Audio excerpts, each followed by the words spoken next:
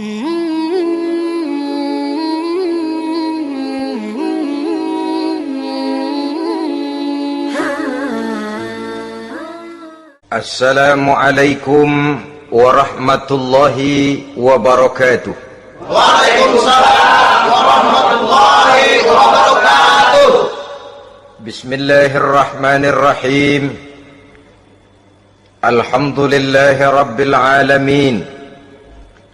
Wassalatu wassalamu ala ashrafil mursalin, imamil muttaqin, sayyidil ghurril muhajjalin, wa ala alihi wa ashabihil mujahidin at-tahirin, amma ba'du.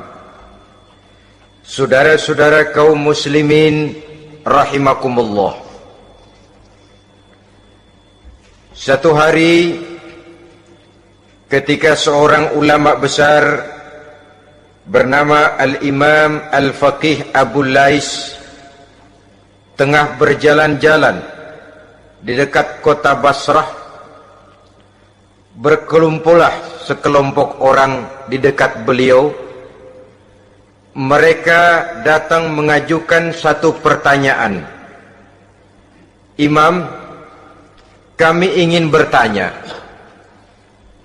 Di dalam Al-Quran itu Allah Subhanahu wa ta'ala menjelaskan, Ud'uni astajib lakum. Berdoalah kepadaku, aku akan jawab doamu. Mintalah kepadaku, aku kabulkan permintaanmu. Itu dan begitu janji Allah di dalam Al-Quran. Kami, kata orang-orang tadi, sudah lama berdoa kepada Allah. Tapi kenapa sampai sekarang doa kami ini belum dikabulkan? Katanya, Ud'uni astajib lakum. Kalau kamu berdoa, aku jawab, aku penuhi, aku kabulkan doamu. Itu janji Allah.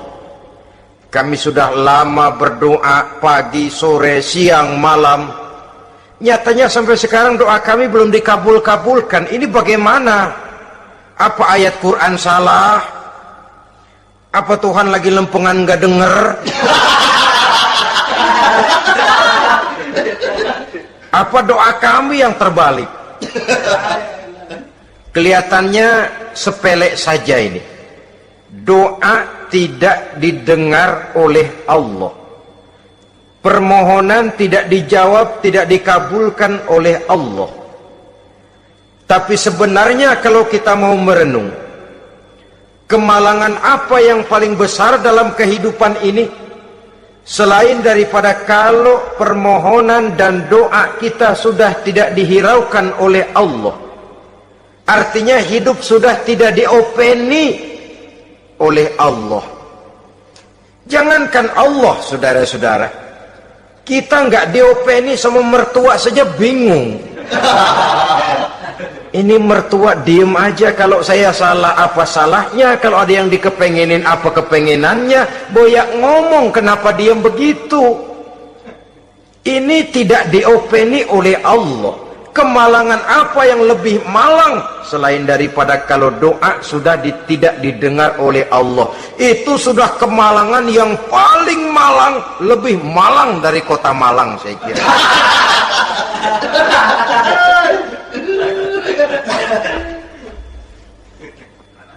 Menghadapi pertanyaan ini, Imam Al-Faqih Abu Lais senyum. Lalu beliau berkata, tuan-tuan, tahu kenapa doa tuan-tuan tidak dijawab, permohonan tidak dikabulkan, Allah sudah tidak memperdulikan tuan-tuan ini? Kami tidak tahu, Imam, maka kami bertanya. Begini, hati tuan-tuan itu mati. Dari hati yang mati, channel tidak nyambung kepada Allah. Dari channel yang putus tidak ada getaran strom, bagaimana akan timbul gejala? Hatimu mati, jadi pantas kalau doa tidak dikabulkan, permohonan tidak dipenuhi, doa tidak terjawab, hatimu mati. Saudara-saudara kaum muslimin, dari hati yang mati ini getaran tidak akan sampai ke hadratullah azza wa jalla. Nah, ini juga satu penyakit yang kita sangat khawatirkan, yaitu apabila hati kita sudah mati selagi jasad masih hidup. Artinya, jadilah kita bangkai berjalan di hadapan Allah subhanahu wa ta'ala. Sementara kita sangat disibukkan dengan menggali berbagai macam jenis obat penangkal penyakit zahir, dan kita kurang perhatian untuk mencari obat penangkal penyakit batin yang kalau diserang penyakitnya menghancurkan kehidupan abadi di akhirat nanti. Perkembangan ilmu kedokteran nyata benar diikuti dengan perkembangan jenis-jenis penyakit. Makin maju ilmu kedokteran, makin modern penyakit. Ngerti juga rupanya itu penyakit. Dulu kita tidak kenal yang namanya AIDS, kita tidak tahu yang namanya liver, kita tidak kenal yang namanya stres, paling yang banyak cika, masuk angin, dan sebagainya. Tapi baiklah, penyakit-penyakit batin yang menyebabkan hati menjadi mati, dan dari hati yang mati, doa tidak naik, tidak didengarkan oleh Allah subhanahu wa ta'ala. Nah, kata orang-orang tadi, yang menyebabkan hati kami mati ini apa, Imam? Beliau menjawab, pertama, araftumullaha wa lam tu'tuhu haqqahu. Yang menyebabkan hatimu jadi mati, pertama, kamu kenal benar kepada Allah, tapi haknya untuk disembah, kewajibanmu untuk menyembah, tidak pernah kamu laksanakan. Bagaimana Allah tidak akan jauh dari kita kalau kita tidak akan mengadakan pendekatan kepadanya? Dan pendekatan kepada Allah hanya bisa kita tempuh melalui jalur kegiatan ritual ibadah. Allah akan terlalu jauh apabila kita hanya membicarakannya lewat filsafat dan renungan yang mendalam. Tapi Allah akan dekat dan terasa hadir dalam hidup apabila kita dekati ia dengan pelaksanaan ibadah kepadanya. Kamu kenal Allah, tapi hakmu untuk menyembah, kewajibanmu untuk menyembah, haknya untuk disembah, tidak pernah kamu laksanakan. Kalau soal Allah, kita kenal bukan main. Bahkan tidak hanya kita mengajarkan kenal juga kepada anak-anak kita. Kalau ditanya siapa pencipta matahari, bulan, dan bintang, Allah. Siapa pencipta lautan, gunung, hutan belantara, dan sungai-sungai? Allah. Siapa pencipta bumi, matahari, dan sebagainya? Allah. Sembahyang apa enggak? Bagaimana nanti?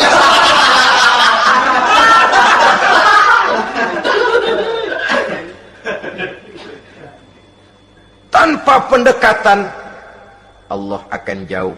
Apabila Allah jauh, maka doa tidak akan didengarkan olehnya.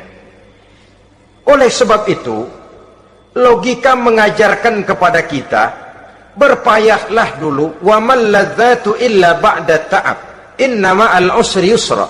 Di balik kesulitan menunggu kemudahan.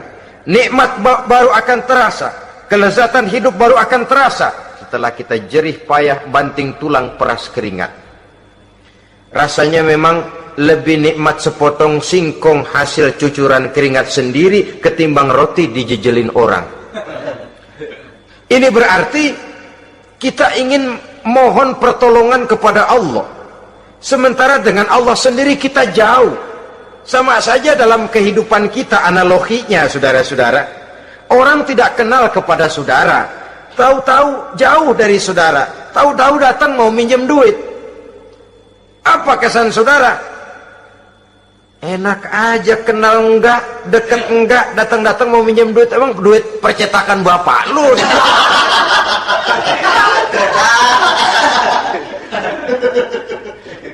Sedangkan yang kita kenal, sedangkan yang kita bertemu tiap hari, sedangkan yang sering datang ke tempat kita, kalau satu saat dia pinjam duit, toh kita kadang-kadang masih mikir.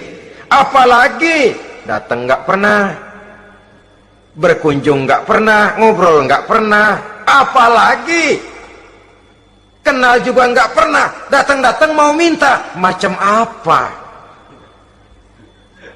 Datang nemuin Tuhan setahun 2 kali. Idul Fitri doang sama Idul Adha. Doa cerewet banget, apa aja. Apa aja diminta. Saudara hadirin, bagaimana doa akan kabul, permohonan akan dijawab? Jikalau kita jauh dari Allah, kita kenal Allah, haknya untuk disembah, kewajibannya untuk menyembah, tidak pernah kita laksanakan.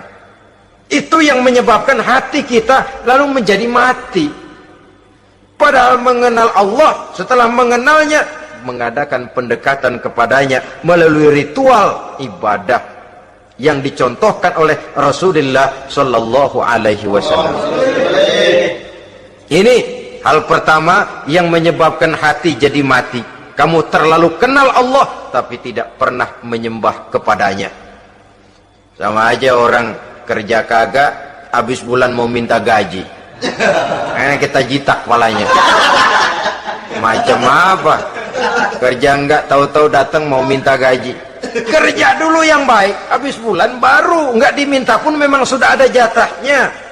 Ibadah dulu kita kepada Allah. Soal Allah memberikan karunia kepada kita, itu hak Allah. Apabila kita dekat dengannya, ibadah yang kita laksanakan benar, karunia itu akan datang kepada kita. Saudara-saudara, yang kedua yang menyebabkan hati jadi mati, qara'tumul Qur'an walam ta'malu bih. Kamu baca Al-Qur'an tapi ajarannya tidak pernah kamu amalkan. Kamu baca Quran tapi isinya kamu injak-injak. Sehingga ada peringatan dari Rasul sallallahu alaihi wasallam. Beliau bersabda, "Iza azzamat ummatid dunya wa fi riwayatin dinaron wa dirhaman nuzi'at minha haibatul Islam. Wa iza turikatil amru bil ma'rufi wan nahyu 'anil munkari hurimat 'alaihim barakatul wahyi. Wa iza tasabat ummati saqatat min ainillah." 3 peringatan keras tapi yang merupakan gejala penyakit kita umat Islam diperingatkan oleh Nabi kita. Pertama, iza azzamat ummatid dunya, apabila umatku telah terlalu mengagung-agungkan dunia, apabila umatku telah jatuh menjadi umat yang materialistis, segalanya diukur dari sudut keduniaan saja, nuzi'at minha haibatul Islam, maka akan dicabutlah dari mereka kehebatan agama Islam. Hilang kehebatan Islam apabila kita jatuh menjadi umat pengagung dunia, penyembah materi. Nilai kita, keberadaan kita tidak dihargai orang lain. Orang memandang kita remeh saja. Orang Islam gak ada apa-apanya, bayar aja. Bisa dibeli, bisa diatur, bisa dikerjain, garap saja. Nuzi'at minha haibatul Islam, hilang dari mereka kehebatan Islam ini. Kenapa? Mereka telah mengagungkan dunia dan menjadikannya sebagai tujuan. Padahal dunia cuma alat, materi cuma alat, harta cuma alat. Yang kedua, wa iza turikatil amru bil ma'rufi wan nahyu 'anil munkari hurimat 'alaihim barakatul wahyi. Apabila telah ditinggalkan amar ma'ruf dan nahi munkar, maka hilanglah keberkahan wahyu. Ini yang ada hubungannya dengan masalah kita. Kita baca Quran, kita tidak amalkan isinya. Bagaimana hati tidak jadi mati? Amar ma'ruf dan nahi munkar ditinggalkan orang, hilang keberkahan wahyu. Pada saat itu boleh jadi Quran ada, tapi cuma tinggal tulisan saja. Islam ada, cuma tinggal sekedar nama saja. Diseminarkan, disemposiumkan, dimuktamarkan, tapi tidak dijabarkan dalam kehidupan sehari-hari.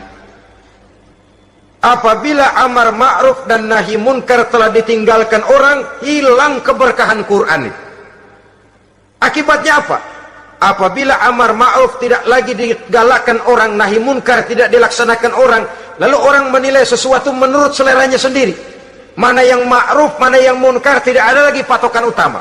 Kalau baik kata otaknya, dia kerjakan. Tidak baik menurut otaknya, dia tinggalkan. Agamanya adalah otak, berhalanya adalah akal. Akhirnya umat kehilangan pedoman. Tidak lagi jelas mana batas yang ma'ruf, mana batas yang munkar.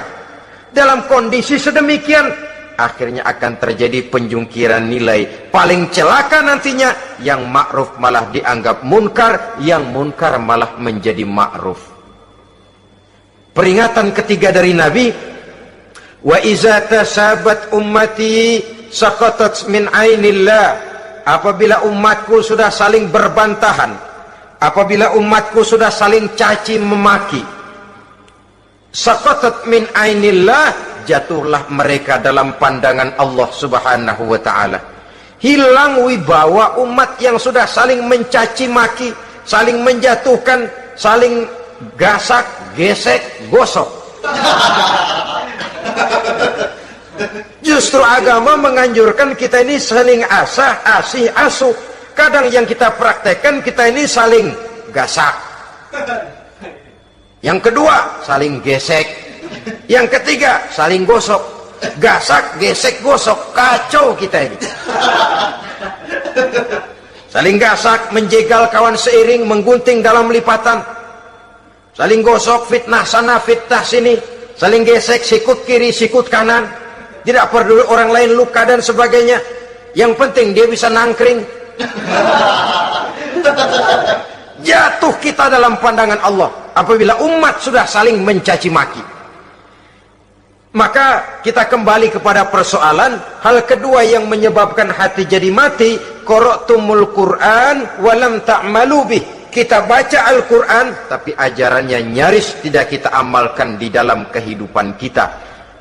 Akibatnya, hati lalu jadi mati. Itu yang kedua. Yang ketiga, yang menyebabkan hati jadi mati dan doa tidak terjawab. Idda'aitum annakum min ummati Muhammadin sallallahu alaihi wasallam. Walam ta'malu bisunnatihi.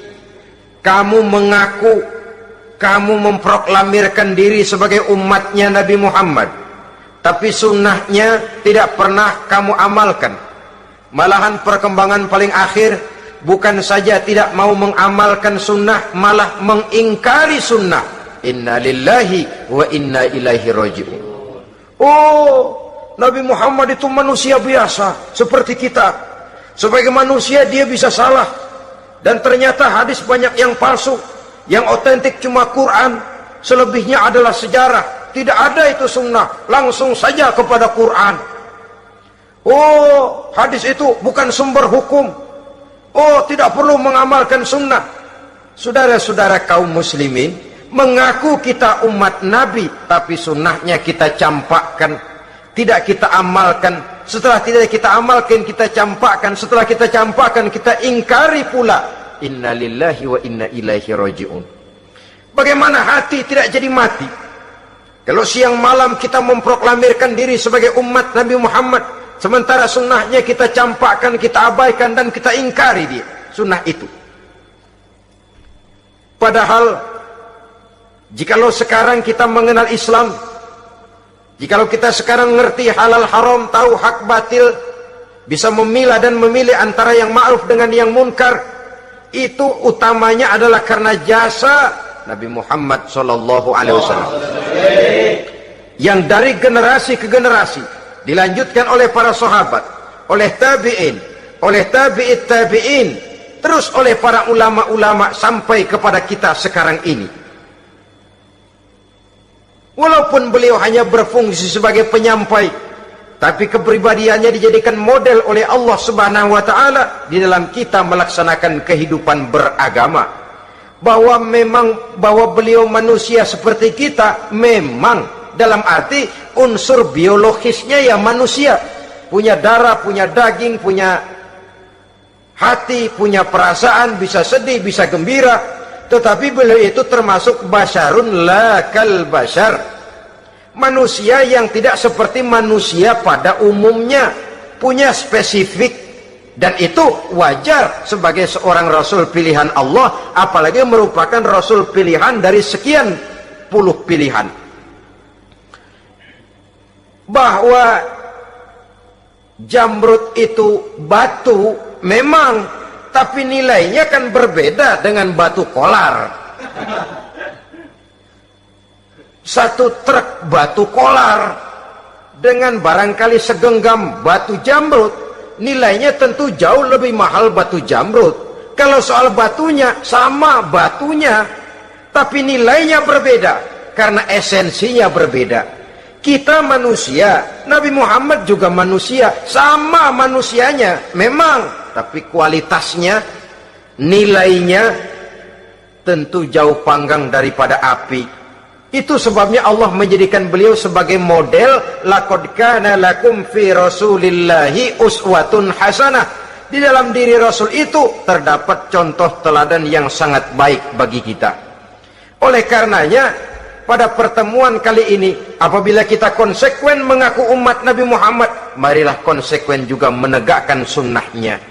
3. Yang keempat, yang menyebabkan hati jadi mati dan doa tidak terjawab, akaltum ni'mata rabbikum walam tashkurulah. Tiap hari kamu makan nikmat Tuhanmu, tapi kamu tidak pernah mau bersyukur kepadanya, kepada Allah subhanahu wa ta'ala. Nikmat Tuhan kita doyan banget, tidak pernah sehari dan sesaat pun terlepas diri dan hidup ini dari nikmat-nikmat yang diberikan Allah. Sejak kita bangun tidur sampai tidur kembali, bahkan tidur itu sendiri, di pasar, di sawah, di kantor, dimanapun kita berada, nggak pernah nikmat Allah berhenti. Hidup kita dalam alam diberikan segala fasilitas untuk menunjang kehidupan. Nggak pernah Allah pasang pajak matahari, nggak pernah Allah pasang pajak gas udara. Nikmat-nikmat yang banyak itu tiap hari kita kecap, tiap hari kita nikmati, tapi kita tidak pandai bersyukur. Padahal Allah memberikan peringatan keras dalam hadis qudsinya, man lam yashkur ala na'mai walam yasbir ala balai falyakhruj min tahti samai wal yatlub rabban siwaya. Siapa yang tidak mau bersyukur terhadap nikmat yang aku berikan kepadanya, dan tidak mau bersabar terhadap ujian yang aku berikan kepadanya, silahkan keluar saja dari kolong langit ini dan cari Tuhan selain aku. Diusir oleh Allah. Kalau orang tidak mau bersyukur terhadap nikmat yang aku berikan, dan tidak mau bersabar terhadap ujian yang aku timpakan, keluar dari kolong langitku, keluar, cari Tuhan selain aku. Diusir. Lah yang ngusir Allah. Anak sekarang bilang mau ke Menong.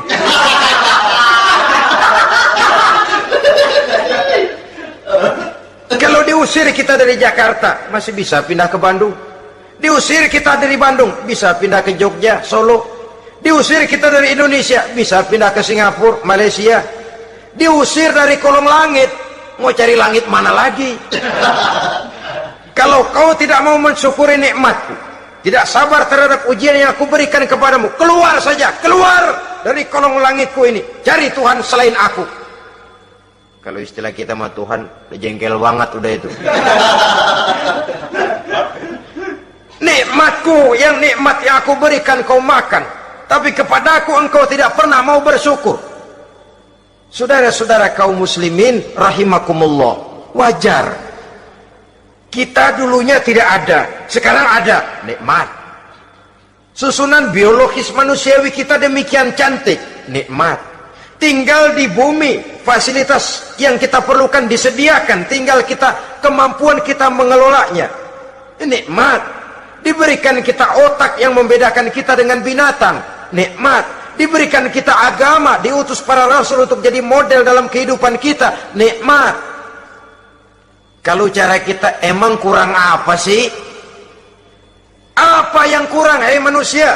Engkau tidak ada, aku adakan. Kalau aku perintahkan kau tinggal di bulan, mungkin kau tidak akan sanggup hidup. Begitu lahir juga kelepek-kelepek habis. Ya nggak ada HO2 toh di bulan. Mau ngisap apa? Aku tinggalkan kau, aku perintahkan tinggal di permukaan bumi. Alamnya indah, fasilitas serba menunjang. Nikmati semuanya, semuanya untuk kamu, semuanya. Satu pintaku, syukuri nikmat yang aku berikan kepadamu. Ya bukan cuma syukur dalam ucapan, syukur dalam perbuatan. Banyak nikmat yang diterima, makin banyak dia sujud, makin banyak dia ruku, makin banyak dia mengadakan pendekatan kepada Allah. Syukur dalam artian berupa tindakan dan perbuatan, mempergunakan nikmat sesuai dengan kehendak yang memberikan nikmat itu sendiri kepada kita. Saudara-saudara kaum muslimin rahimakumullah, ini penyakit yang keempat. Kamu makan nikmat Tuhanmu, tapi kamu tidak pernah pandai bersyukur kepadanya, mensyukuri nikmat yang diberikan tadi. Bagaimana hati tidak jadi mati? Kita sibuk mempersolek jasmani, mencari obat penangkal penyakit zahir. Maka yang ramai di zaman sekarang, saudara lihat, salon, fitness, senam, macam-macam jenis. Tidak ada salahnya dan tidak ada jeleknya. Tapi kalau itu sampai melupakan kita kepada memperindah batin, memperbaiki jiwa, artinya bukankah kita perlahan tapi mempersiapkan diri menjadi bangkai berjalan di hadapan Allah? Dengan operasi plastik, yang pesek jadi mancung, yang sipit jadi belok, kulit keriput jadi kencang, pipi terlalu cekung bisa diatur. Saudara-saudara, tapi kalau hati yang rusak, jiwa yang rusak, kemana lagi kita akan berobat kalau bukan kepada agama? Maka hati itu jadi mati apabila kita selalu memakan nikmat Allah dan tidak pandai mensyukuri nikmat itu. Dari hati yang mati tidak akan ada getarannya. Oleh sebab itu doa tidak terjawab. Selanjutnya yang menyebabkan doa tak terjawab dari sebab matinya hati, qultum annal mauta haqqun wa lam tasta'iddu lahu. Kamu berkata, kamu yakin bahwa mati adalah sesuatu yang benar, tapi kamu tidak pernah punya persiapan untuk mati. Padahal menurut logika, orang yang akan bepergian jauh tentu dia harus mempunyai bekal yang cukup. Semakin jauh jarak perjalanan yang akan ditempuhnya, semakin banyak perbekalan yang harus dibawanya. Dahulu, seketika beberapa jamaah dari Yaman akan melaksanakan ibadah haji dengan nekat. Mereka berprinsip, pokoknya kan berangkat haji jadi tamunya Allah, nanti Allah yang akan ngelayanin.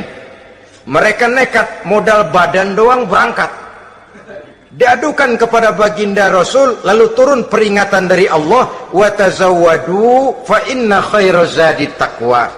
Jangan begitu, bawa bekal, sesungguhnya bekal yang paling baik adalah takwa.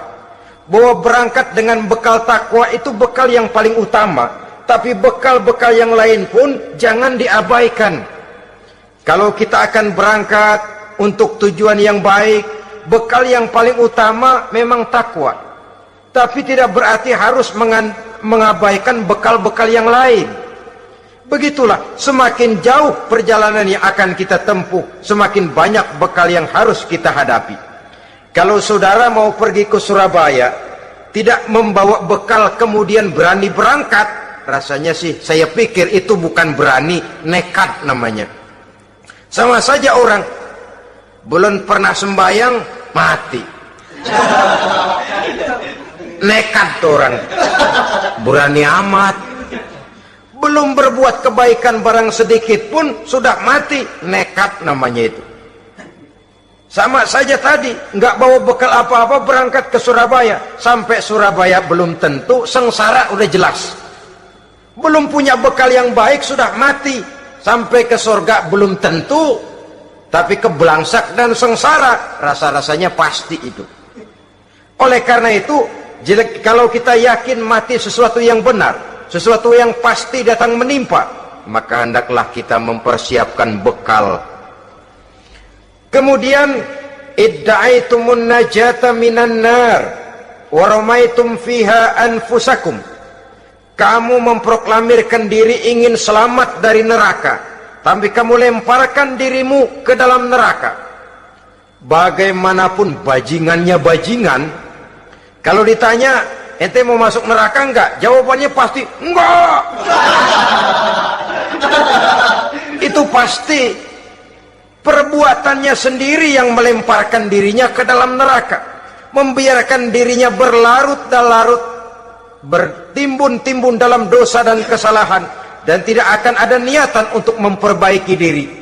Hanyut di meja judi, habis ditelan minuman keras, fitnah sana, fitnah sini, hasud sana, hasud sini.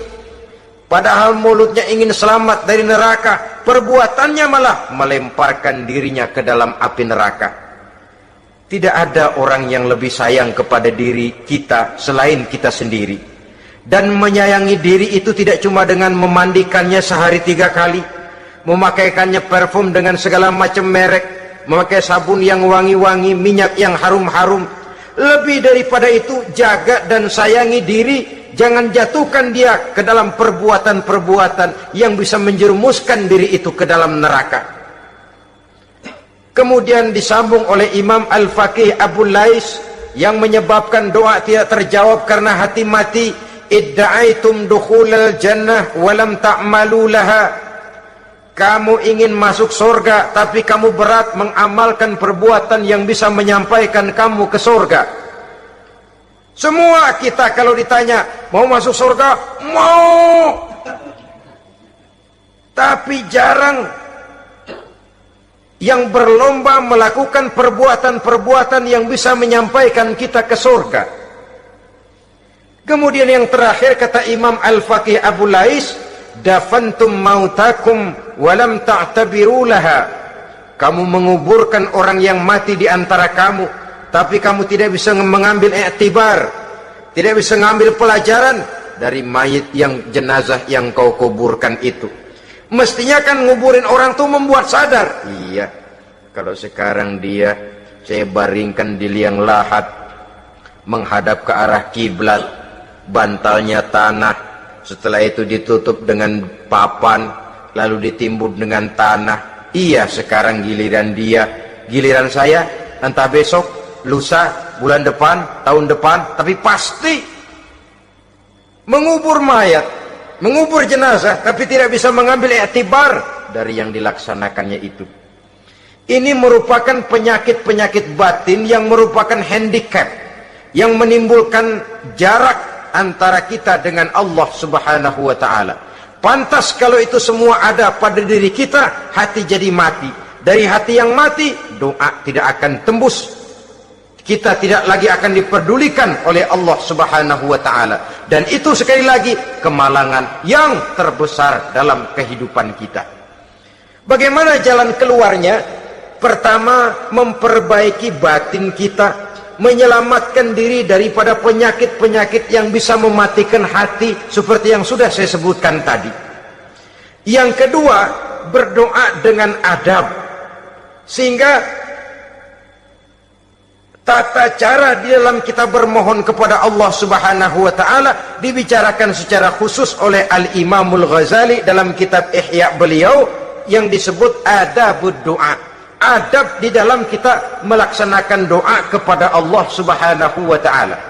Setelah batin ini bersih dari penyakit-penyakit hati yang bisa menyebabkan hati jadi mati, berdoalah kita kepada Allah. Bagaimana adabnya? Kata Imamul Ghazali rahimahullah, yang pertama hendaklah ia di dalam berdoa itu memilih waktu yang mulia.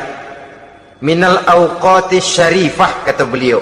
Memilih waktu-waktu yang punya nilai mulia. Ramadan dalam 1 tahun, Jumat dalam tiap minggu, sepertiga malam yang akhir pada setiap hari. Waktu-waktu yang punya nilai mulia. Walaupun Misalnya saudara berdoa pada hari Kamis, tidak ada halangannya Allah mau kabulkan. Ini tidak berarti bahwa kalau sudah berdoa hari Jumat lalu hari Kamis tidak mau berdoa, tidak.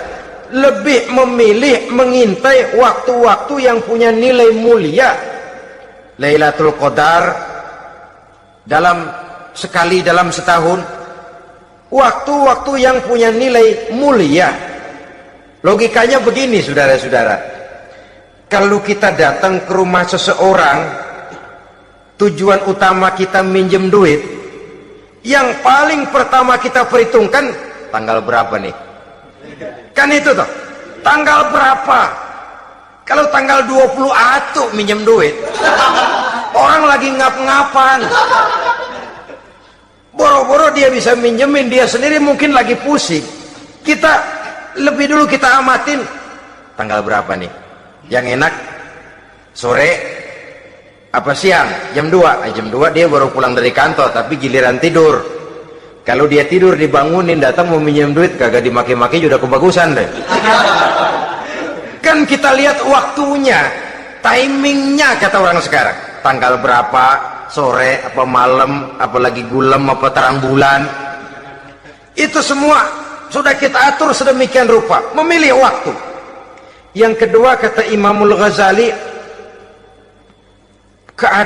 memilih keadaan yang istimewa. Kalau tadi soal waktu, yang kedua soal keadaan. Ada situasi-situasi di mana doa itu diijabah oleh Allah Subhanahu wa taala. Di antaranya kata Imam Abi Hurairah, "Inda zahfi sufuf fi sabilillah." Pada waktu mengatur barisan perang membela agama, di situ doa kabul. Inda nuzulil ghais, ketika turun gerimis, di situ doa makbul. Inda iqamis shalah, ketika salat mau didirikan, riwayat lain bainal azan wal iqamah, antara azan dan qomat, di situ doa makbul.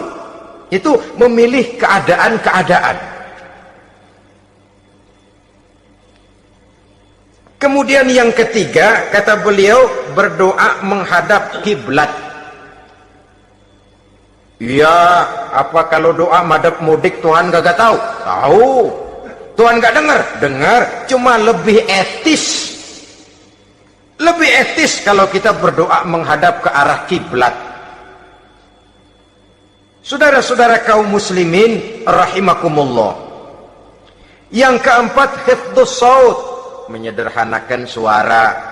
Tidak terlalu keras, juga tidak terdengar orang lain, apalagi kalau doa kita diaminkan oleh orang lain. Tidak usah terlalu keras. Kenapa?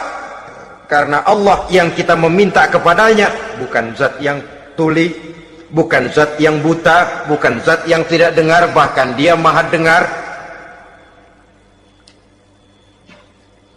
Juga tidak terlalu seperti orang berbisik-bisik, apalagi kalau doanya doa bersama-sama. Tapi kadang-kadang terdorong oleh husnuzon dari para makmum saja. Tidak peduli apa yang dibaca oleh imam, yang kedengaran cuma amin aja kerengan. Amin, amin, amin, amin, amin, amin.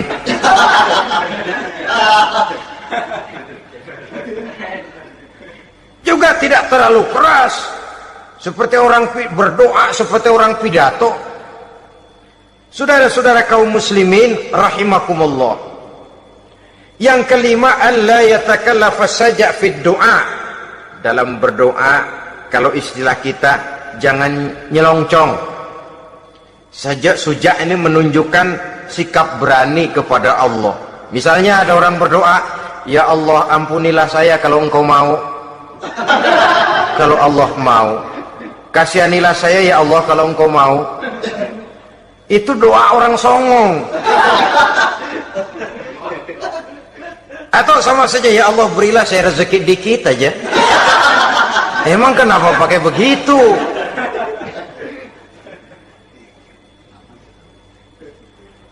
Allah yatakallafa saja fid du'a.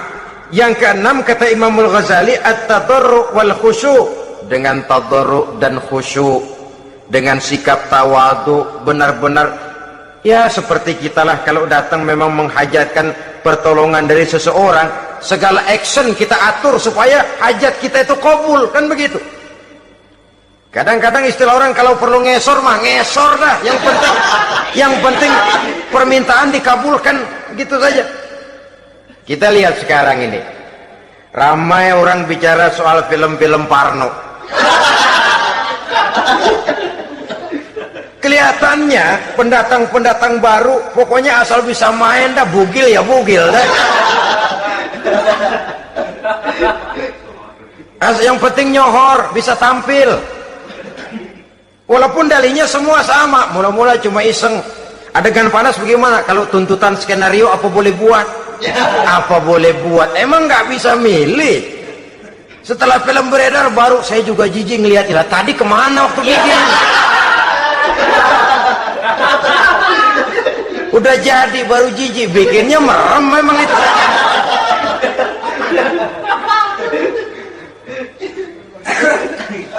Tapi ada satu analogi, asal bisa main, asal bisa tampil di layar, apa saja jadi taruhan sudah. Bugil ya bugil dah, nggak soal dah, pokoknya bisa main, tampil, nyohor, masuk koran. Udah seperti kata-kata orang Arab, bul ala zamzam fatu'raf. Kalau pengen terkenal, kencingin sumur Zamzam. Artinya apa? Bikin yang aneh-aneh, yang orang nggak kerjain, ngetop. Yang ngetop lempengan jeleknya. Sumur Zamzam dikencingin, kan nyohor itu. Sedunia orang kenal. Kenapa? Gila. Saudara-saudara kaum muslimin rahimakumullah, sangat kita sayangkan kalau lalu orang berlomba-lomba dengan cuma modal paha mulus, wajah cantik, dia mauin apa saja mau lalu bisa tampil. Akibatnya yang jadi korban adalah anak-anak kita, disuguhi tontonan-tontonan yang meracuni jiwa mereka. Walaupun akibatnya barangkali ya lain, seperti band orkes dengan film memang akibatnya tidak langsung ya. Kalau band orkes akibatnya langsung, dia bisa berantem di tempat lokasi. Film orang nonton tahu dia di tempat itu, bukan di tempat itu dia praktek, pulang jadi pikiran dia, tadi serem ya, ntar kalau ada kesempatan kita praktek. Nah, ntar ngancemnya itu yang gak enak. Tapi yang saya analogkan dengan persoalan kita, tingkah pola artis apapun dilakukan asal bisa main. Nah itu tuh, asal dapat kesempatan acting. Dalihnya ya tuntutan skenario lah, iseng lah, macem-macem lah. Tapi yang jelas satu target, saya harus dapat kesempatan main. Untuk sampai ke situ, cara apa saja harus saya tempuh. Tidak peduli harus menginjak-injak norma dan budaya bangsa yang luhur. Tidak peduli harus bertentangan dengan kaidah agama. Tidak peduli hasilnya meracuni umat masyarakat, terutama generasi muda.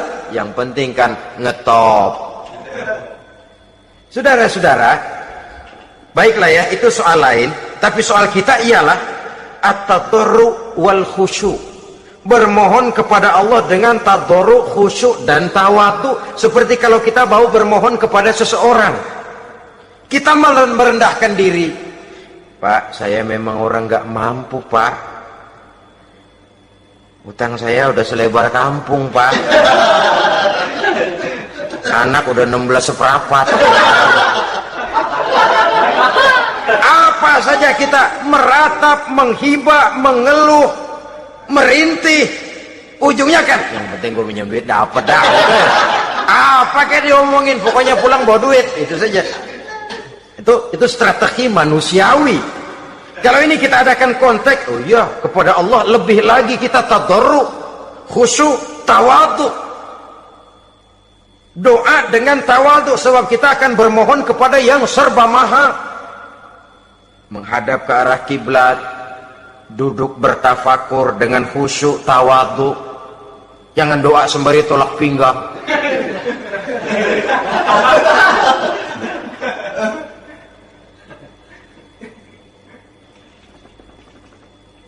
Yang ketujuh, kata Imamul Ghazali, ayyujzimad du'a wa yuqina bil ijabah.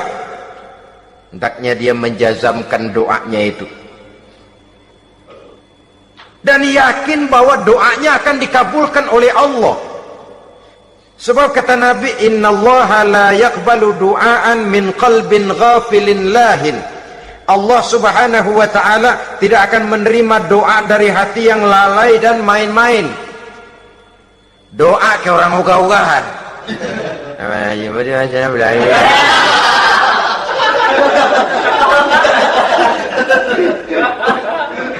Kali malaikat nyongok dong, lu minta apa lu?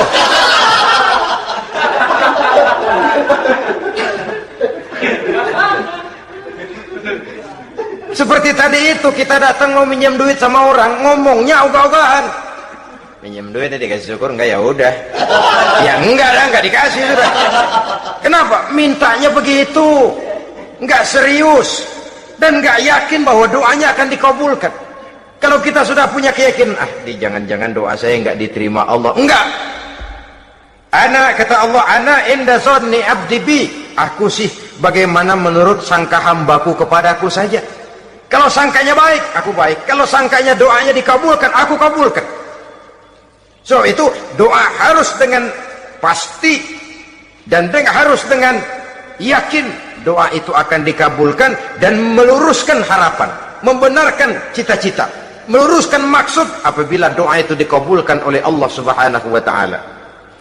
Saudara-saudara, oleh karenanya jangan doa setengah hati. Jangan berdoa sambil main-main. Apalagi menghadap kiblat dengan dua tangan terangkat sebagaimana dicontohkan oleh Rasulullah sallallahu alaihi wasallam. Bahwa berdoa tanpa mengangkat kedua tangan pun Allah tahu, Allah dengar, tapi kelihatannya kurang serius. Seolah-olah terserah ada Tuhan, mau dikasih ya kasih, enggak ya udah. Seolah-olah kita tidak serius dalam berdoa. Kemudian yang berikutnya kata Imamul Ghazali, ayyaftataha du'a bi dzikrillah fala yabda'u bi su'al. Hendaknya dia mulai berdoa itu dengan menyebut nama Allah, berzikir kepada Allah, fala yabda'u bi su'al, jangan langsung memulai dengan permintaan. Ini tata krama etisnya. Sama juga orang kirim surat, salam sejahtera kami haturkan, padahal mah nggak ada itu juga nggak apa-apa. Itu kan maksud mukaddimah saja. Besar harapan kami semoga Bapak dan keluarga di sini pun berada dalam keadaan sehat walafiat. Selanjutnya kami telah dengar dari berbagai teman tentang kedermawanan Bapak, tentang bantuan Bapak di berbagai bidang yang menyangkut sosial pendidikan. Sehubungan dengan itu maka kami bermaksud mengajukan permohonan. Baru masuk itu mah 15 kalimat kesonoin, urusan lain. Intinya sehubungan dengan itu kami bermaksud memohon kepada Bapak. Kita mulai, salam sejahtera kami haturkan, bersama ini pula kami, macam-macam lah. Sama juga seperti tadi itu, kita datang mau minjem duit, datang karena kita tahu datang habis bulan, malam terang bulan, udaranya sejuk, ngobrol lah kita, dapet teh. Apa kabar Pak? Baik. Aduh Bapak sih untung dah Pak, kayak pemurah lagi. Saya tahu Bapak banyak nyumbang di mana-mana. Di Angon aja tuh orang di Angon. Kira-kira udah mau telap aja baru dikedat. Ngomong-ngomong Pak, nah mulai nih kalau udah ngomong dah tuh mulai, baru masuk. Jadi etisnya berdoa itu dimulai dengan zikrullah. Karena itu umumnya dimulai dengan alhamdulillahirabbil alamin. Kita puji dulu Allah. Alhamdulillahirabbil alamin hamdan yuwafi ni'amahu wa yukafi'u mazidah. Kita puji dulu Allah. Seperti orang tadi lah. Kita puji dulu kebaikannya. Walaupun pada akhirnya kita minjem duitnya. Ya, sebenarnya Allah nggak perlu dipuji toh. Dipuji atau tidak Allah tetap termulia. Ini etis manusia. Allah tidak berharap untuk dipuji oleh manusia. Allah tidak untung seluruh alam memujinya. Manusia mau memuji atau tidak itu urusan manusia sendiri. Allah tidak minta untuk dipuji. Allah juga tidak gila kepada pujian. Kalau kita memulai doa dengan pujian, etis kita kepada Allah Subhanahu wa taala di dalam kita bermohon kepadanya.